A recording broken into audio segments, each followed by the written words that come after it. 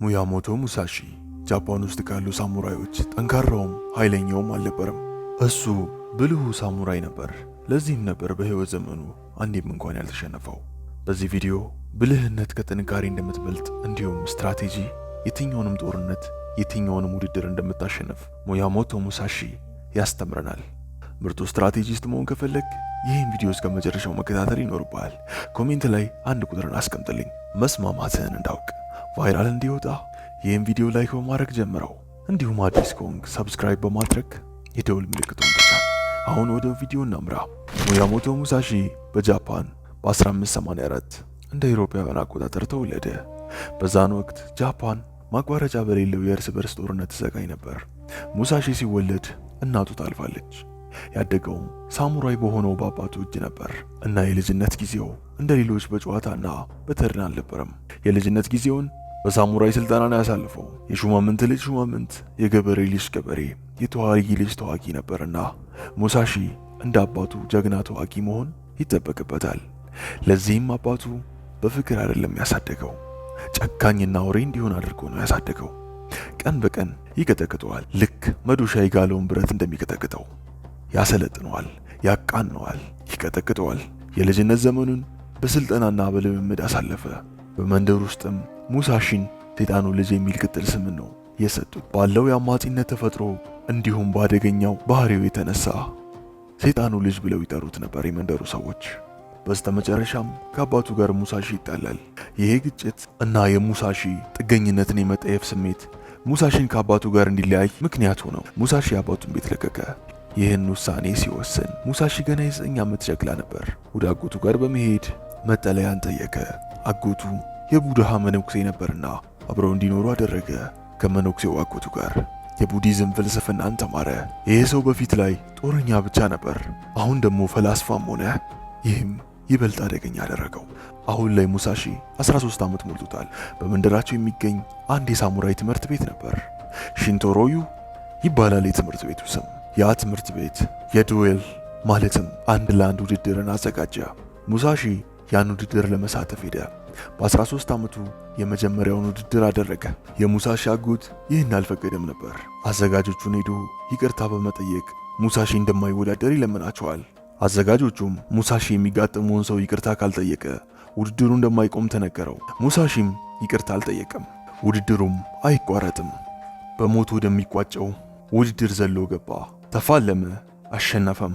ያሸነፈው በጥንካሬ አልነበረም፣ በብልሃት ነበር። የብረት ሰይፍን ይዞ አልሄደም፣ ይልቅ የእንጨት ጎራዴ ይዞ ሄደ። ተጋጠመው።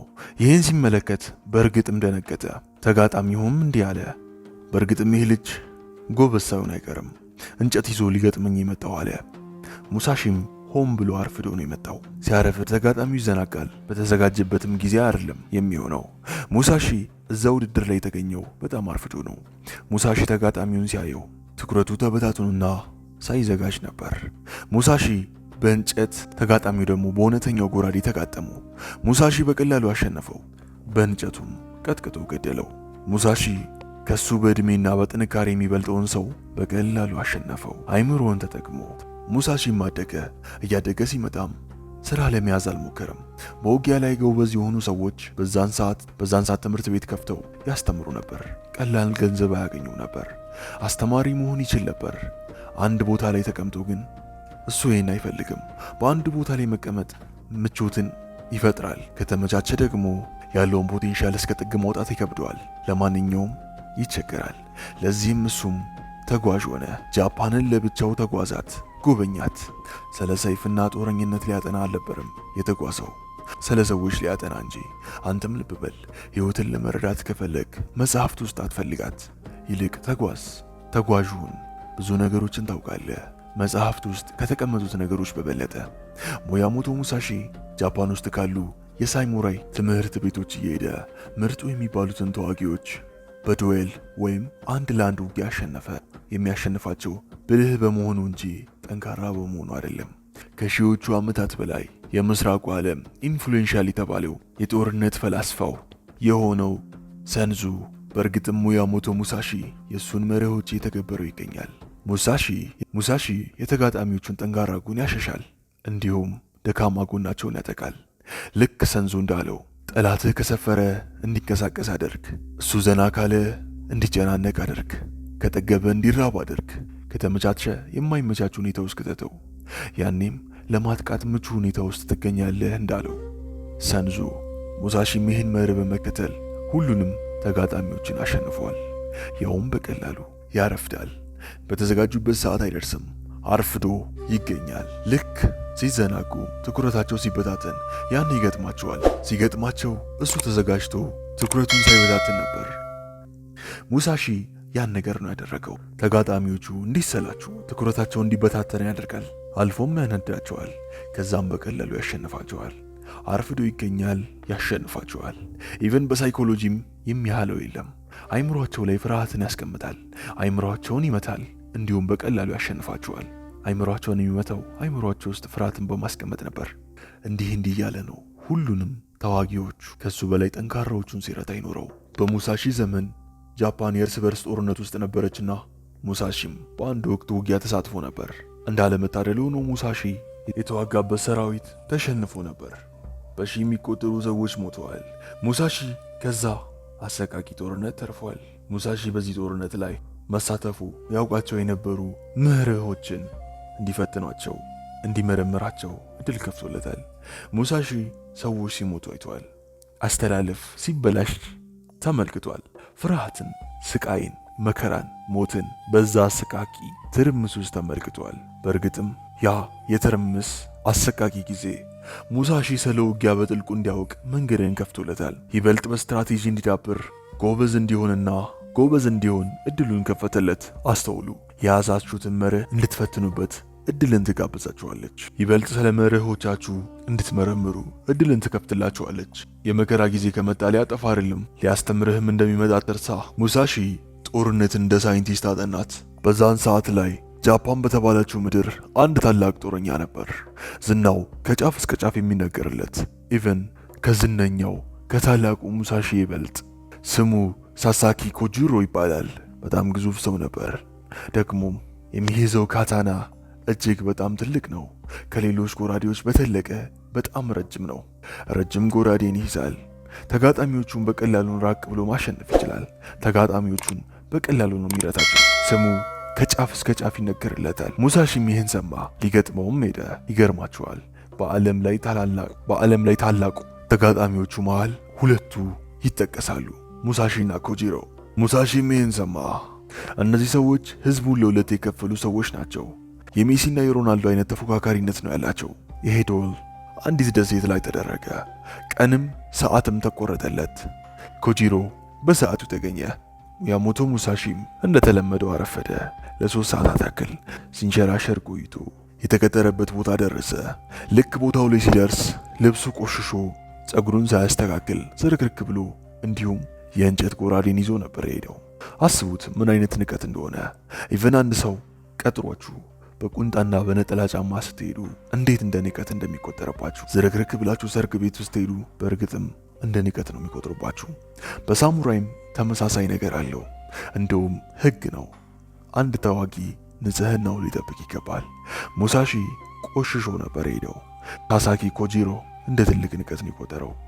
ይባስ ያናደደው ደግሞ የእንጨት ጎራዴን ይዞ ስለሄደበት ነበር።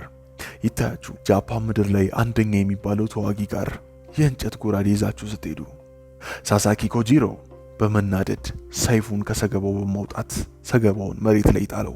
ምን ማለት መሰላችሁ? ሰገባውን መሬት ላይ መጣል ማለት በዚህ ፍልሚያ ላይ አንድ ሰው ነው በህይወት የሚወጣው ማለት ነው። ሙሳሺም እንደፈለገው ሆነለት። ኮጂሮ ሰይፉን አንስቶ አጠቃ። የሙሳሺንም የራስ ጨርቅ ቀደደው። ሙሳሺም ወዲያው ቦታውን ቀየረ። ከጀርባው ፀሐይዋን አደረገ። ይታያችሁ ፀሐይዋ ከጀርባችሁ ካለች ከፊታችሁ የሚኖረው ሰው በእርግጥም እናንተን ለማየት ይቸግራል። ሙሳሺ በፍጥነት አጠቃ። ጊዜን አላባከነም። ኮጂሮ ለማየት ሲታገል ሙሳሺ በዛው እንጨት የኮጂሮን የራስ ቅል ሰበረለት። የራስ ቅሉ ሲሰበር በጣም ያስተጋባ ነበር። ታዳሚዎቹ እስኪሰሙ ድረስ ነበር የኮጂሮ አናት የተሰነጠቀው። በአንድ ምት ኮጂሮን ገደለው። ወዲያው ሙሳሺ ከዛ ቦታው ሸሸ። በአንድ ምት ነው ኮጂሮን የገደለው። ወዲያው ሙሳሺ ከዛ ቦታው ሸሸ። አስተውሉ፣ ሆን ብሎ ነበር ያረፈደው። ሆን ብሎ ነው ልብሱን ያቆሸሸው። ሆን ብሎ ነው ከ3 ሰዓት በላይ ያረፈደው። ጎጂሮ እንዲናደድ አደረገ። 3 ሰዓት ሲያረፍድም ፀሐይዋ እየጠለቀች ነበር። ይህም የታቀደበት ነገር ነበር። ሲያናድደው ያ ጦረኛ ማሰብ አይችልም። ሰው ሲናደድ የሚያደርገውን አያስብምና ራሱን ወደምትጠልቋ ፀሐይ ፊት አቆመ። የፀሐይዋ ብርሃን ባህሩ ላይ ያንጸባርቃል። ነጸብራቁ ኮጂሮ ለማየት እንዲያስቸግረው ያደርጋል። በዚህ ቅጽበት ነበር ሙሳሺ የዛን ሰው የራስ ቅል ሰብሮ ያሸነፈው። ልብ በል፣ የጃፓን ቁጥር 1 ኃያሉ ተዋጊ በትንሽዬ ብልሃት ምክንያት ተሸነፈ። አሁን ላይ ሙያሞቶ ሙሳሺ ጃፓን ላይ ቁጥር 1 እሱ ሆነ። ቀሪ ዘመኑንም አዲስ ነገርን፣ ስትራቴጂን ሲያጠና፣ ራሱን ሲያሰለጥን፣ አዳዲስ ስትራቴጂዎችን እየፈጠረ ሄደ። በጃፓን ባህል ውስጥ አንድ ነገር ነበር፣ እሱም በአንድ ሰይፍ መዋጋት። ይህ ባህላቸው ነበር። ይህን ወግ አስቀረ። ሙሳሺ አዲስ ስልትን ፈጠረ፣ አዲስ ፈጠራን ፈጠረ። ረዘም ያለ ጎራዴን እንዲሁም አነስ ያለች ጎራዴን መጠቀም። በትንሽዬዋ ጎራዴ ስትከላከል፣ በረጅሙ ጎራዴ ደግሞ ታጠቃለ። ሐሳቡ ግልጽ ነው፣ 2 ጎራዴ 1 ጭንቅላት። ይህ ስልት ማጥቃትም መከላከልም ያስችላል። ይህን ስልት አሁንም ድረስ ይጠቀሙበታል። ይህን ስልት የፈለሰፈው ግን ሙያሞቶ ሙሳሺ ነበር። ከባህላቸው ተጣርሰው አዲስ ስርዓትን ፈጠረ። ግን አዲስ ነገርን ሲፈጥር የቀድሞውን መንገድ ጎበዝ ሆኖበት መሆኑ አይረሳ። ከባድ ስለሆነበት አይደለም። ሙሳሺ አሁን ላይ አረጀ፣ ትልቅ ሰው ሆነ። መሞቻ ጊዜው እንደደረሰ በገባው ጊዜ ለመጀመሪያ ጊዜ ብዕሩን አውጥቶ የሚያውቃቸውን ነገሮች በሙሉ መጽሐፉን ያዘው። ስለ ውጊያ አንድ ባንድ የሚያውቃቸውን፣ ስለ ቢዝነስ አንድ ባንድ የሚያውቀውን እያንዳንዱን ነገር መጽሐፍ ጀመረ። ስለ ህይወት ብቻ ያወቀውን ነገር እንዳለ ጻፈ። የጻፋት ጽሑፍ አሁንም አለች፣ እንደ መጽሐፍ ታተማ በገበያው ላይም ትገኛለች። መጽሐፉ ማንበብ የምትፈልጉ ሰዎች በውስጥ አናግሩኝ። የመጽሐፉ ስም The Book of Five Rings ይሰኛል። አንብቤዋለሁ። እጅግ ደስ የሚል የፍልስፍና መጽሐፍ ነው። ስቲል ወደፊትም አነበዋለሁ። አሁን ከሙያሞቶ ሙሳሺ መማር ያለብንን ነገሮች አንድ በአንድ እናያለን። አንደኛ፣ ጥንካሬ ወጥመድ ነች። ጠንካራ ሰዎች በጥንካሬ ላይ ይተማመናሉ። ስለዚህም ጥንካሬ ጫና በበዛባት ቁጥር ትሰባበራለች። ጠንካራ ሰዎች ጥንካሬያቸው ላይ ብቻ ስለሚተማመኑ በቀላሉ ይገመታሉ። በቀላሉ ስለሚገመቱም ሌላ እነሱ የሚደመሰሱበት መንገድ ይፈጠራል። ለዚህ ነው ጥንካሬ ወጥመድ የሆናቸው። አስተውል፣ ሙሳሺ ከሱ በላይ የጠነከሩትን ከ60 በላይ ሰዎች ረድቷል። እንዴት ካልክ ጥንካሬያቸውን ተጠቅሞ ስላሸነፋቸው። ጥንካሬ ውድድርን ታሸንፋለች፣ እሱም ፌር በሆነው ቦታ። ልብ በል፣ ህይወት ደግሞ ፌር አይደለችም። ጥንካሬ ወጥመድ ትሆንባለች። ስለዚህ ሁኔታዎችን ተመልከት። አንተ እንደምትፈልገው ሳይሆን ሁኔታው እንደሆነው ተመልከት። በጥንካሬ ላይ ሳይሆን በውጫዊ ሁኔታዎች እንዲሁም ነገሮች ላይ ተማመን። ጥንካሬ ላይ ሳይሆን ጥንካሬያቸውን ተመልከት። ያኔም ልታጠምዳቸው ትችላለህና። ሁለተኛ፣ ስትራቴጂ ማለት ቀድሞ መመልከት ማለት ነው። ሙሳሺ ተጋጣሚዎቹን፣ ሁኔታውን፣ ቦታውን በጥልቀት ይመለከታል። ስለ ሰዎቹ ሁኔታው በደንብ ያጠናል፣ በደንብ ይመለከታል። እቅድ ለመውጣትም አይቸገርም። ሙሳሺ እንዲህ ይለናል፣ አንተ በስትክክል ከተመለከትክ ምንም አይነት ተጨማሪ ፓወር አያስፈልግህም ይለናል። ኦልሬዲ ያ ፓወር አለ። ነገሮችን በግልጽ ከተመለከትክ ስትራቴጂዎችን ታወጣል፣ በቀላሉም ታሸንፋለህ። ሶስተኛ፣ ልምምድ ታላንትንም ጥንካሬንም ታሸንፋለች። ሙሳሺ ከልጅነቱ ጀምሮ እስከ መጨረሻው በልምምድ የኖረ ሰው ነበር። የለመደውን አዲስ ነገር ዛሬ አይደክመው፣ አዳዲስ መንገዶችን ይሞክራል። ሁልጊዜ እንደተለማመደና አዲስ ነገር እንደሞከረ ነው። ውጤቱ ምን ሆነ? ይህ ሰው ተሸንፎ አያውቅም። የሚያሸንፈው ከሱ በላይ ኃያል፣ ከሱ በላይ ጠንካራ የሆኑ ሰዎችን ነው። ደጋግመህ ከተለማመድክ ታላንት ያለውንም ሆነ ጠንካራውን በቀላሉ ታሸንፈዋለህ። ስለዚህ ምንም የማይጠቅምህን ነገር አታድርግ ይልሃል ሚያሞቶ ሙሳሺ። አራተኛ፣ ስትራቴጂው ሁሉም ቦታ ይሰራል። ህይወት እንደ ጦርነት ነች ሲባል ሰምታችኋል። እያለን ያለነው በታንክና በጀት እንዲሁም በሰይፍና ጋሻ ማለቱ አይደለም። ህይወት እንደ ጦርነት ነች ስንል እንደ ጦርነት አትገመትም። ውጣ ወረድ አላት። ኦንሊ በብልሃት የተጫወተው ብቻ ይህን ጦርነት የሚያሸንፈው ማለታችን ነው። ጦርነት ላይ ፌር የሚባል ነገር የለም። በተመሳሳይ ላይፍም ላይ ፌር የሚባል ነገር የለም። ብልህ የሆነው እንደ አንበሳ፣ የጠነከረው እንደ ቀበሮ ደግሞ ብልጥ የሆነው ብቻ ነው ይህን ውድድር የሚያሸንፈው። በቢዝነስ ህይወት፣ ይሄ ነው የሚጠብቅህ። በፍቅር ህይወት ይሄ ነው የሚጠብቅህ። በማህበራዊ ህይወት ይሄ ነው የሚጠብቅህ። ስለዚህ ጎበዝ ስትራቴጂስት መሆን አለብህ ይህን ጨዋታ በብቃት ለመወጣት። አምስተኛ ለአንድ ነገር 10,000 ነገሮችን እወቅ። ሙሳሺ ስለ እያንዳንዱ ነገር በጥልቀት ያውቃል። በጥልቀት ለአንድ ነገር በጥልቀት ያውቃል። ለአንድ ነገር 10,000 ነገሮችን ማወቅ አለብህ። ያኔ አንተ የምንጊዜ ምርጡ ስትራቴጂስት ትሆናለህ። ይህ ሀበሻን አሰለው እውነት እና ምክንያታዊነት። አዘጋጅና አቅራቢ ታናሹ እስክንድር ነበርኩ። ለዚህ ቻናል አዲስ ከሆናችሁ የሰብስክራይብ እና የደወል ምልክቷን ተጫኗት። አዳዲስ ቪዲዮ እንዲደርሳችሁ የግድ የደወል ምልክቷን መብራት አለባት። በቀጣይ እስከምንገናኝ ቸር ቆዩልኝ።